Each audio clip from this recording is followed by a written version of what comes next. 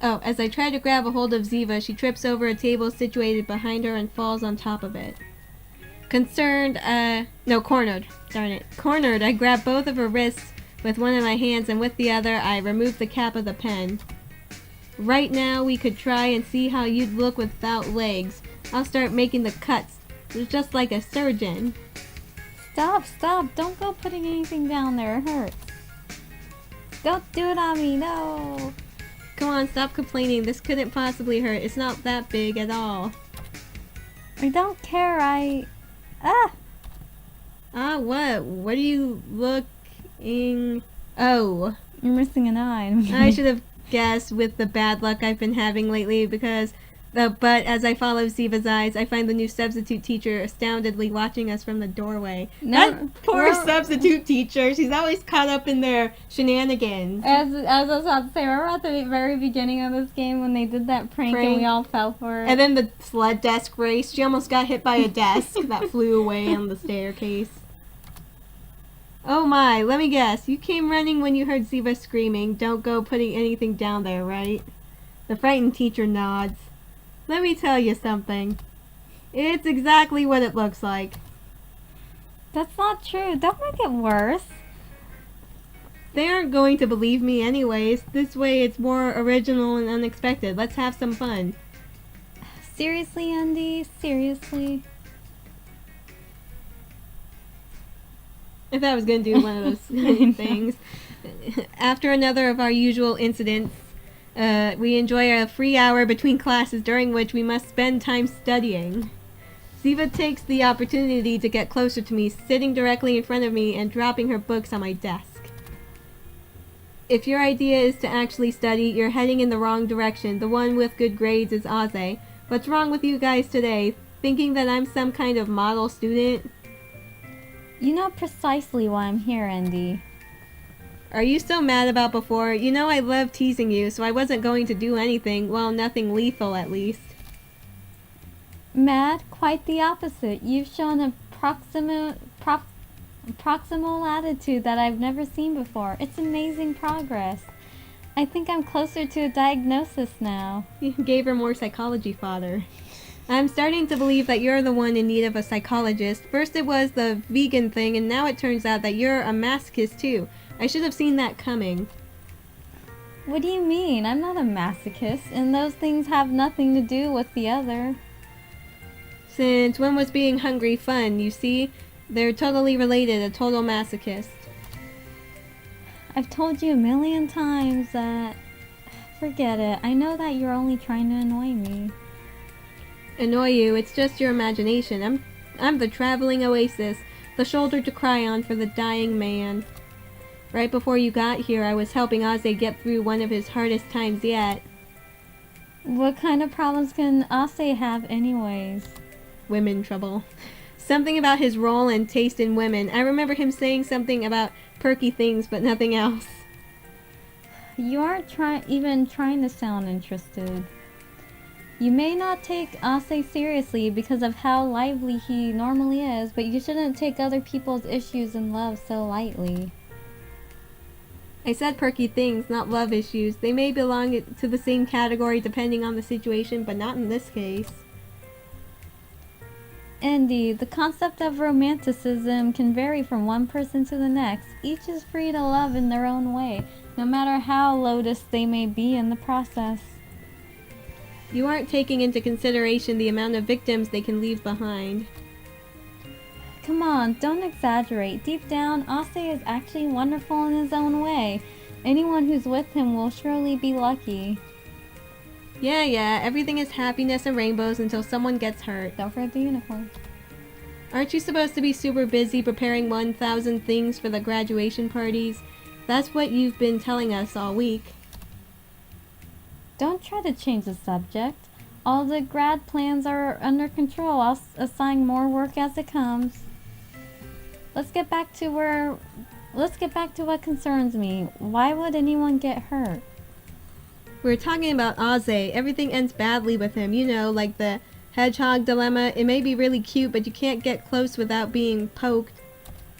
Ausse is one of those people who's mostly concerned only with himself and doesn't realize how big his spines are. I don't mean that in a bad way, it's just that you're giving him too much credit. But this way, it's more interesting if they manage to finish the puzzle, don't you think? Puzzle? The opposites contraposition. The anima and the animus. Zygus. Zyski? Syzygy, I Where don't know. each term represents the true unconscious of women and men respectively. Okay, wait, before you move on. Okay, whoever's watching this video right now, okay, that word, S-Y-Z-Y-G-Y, put in the comments a pronunciation key for us so we know how to pronounce it. Well, we shouldn't take the gendered part of it too seriously nowadays. It's mostly a way to exemplify it. You're gonna start one of your boring speeches, right? Let me get my pillow to fall asleep. That's not true. It's really interesting. You must consider it a part of the collective unconsciousness. I mean, like a part of us that we absorb from the outside without realizing it. Ziva taps on my desk with her index finger 3 times before pausing. She takes a second to think and rolls her eyes until she finally decides how to proceed. One way of looking at it is as if you started in a vacuum on a blank canvas. Your possibilities there are infinite. You can fill that vacuum any way you want. However, if you have to decide what is most important to you and what isn't. Basically, find something to love. But how do you know what to love? Every single action in the world creates a contrary and incomprehensible part of us that tells us which we wish to possess. The target of our affections is forged deep inside of us without our consent, as intangible as our very soul, but more real than that. We only realize it when it's become large enough that we must sacrifice those infinite possibilities we were given at the beginning to follow after that new direction. Although it's normal in the beginning to not really know what it is that you desire, which once again makes the target inside of us change. Living on until our next chance, ripening until we choose to fall in love again. And when the animus inside of you finally finds its corresponding anima, the pieces of your puzzles will fit together. When the spines of the 2 hedgehogs perfectly fit between each other harmlessly. I like how she incorporated that. I know, right? With a frisky wink, Ziva ends her lecture, attributing herself a new victory. I rest my chin on the palm of my hand, displeased with how I always end up having to put up with her insufferable chattering. Why, my whole life has been a lie. I thought that animus was those Japanese cartoons. Anime, that's anime. Can you ever take anything that I say seriously at all? Your spines are too long, so I'm scared. Please understand. If you say so, Andy, then it must be true. The bell signifies study hours end. All of my classmates start picking up their belongings and getting ready for the next lesson. Ziva is no exception.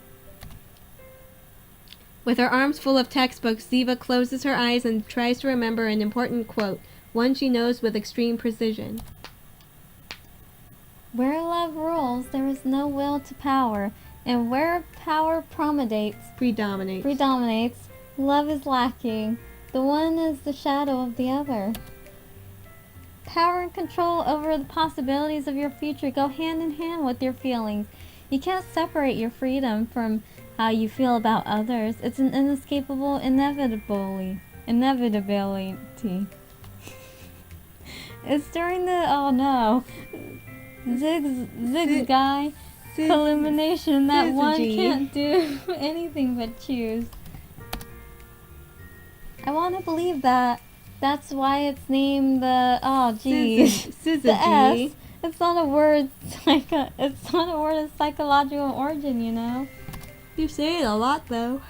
After cleaning up, Ziva takes the rest of her books under her arm. Yeah, I know. Syzygy is an astronomical term.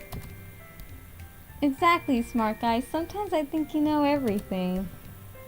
Well, Andy, see you later. Goodbye, future psychologist.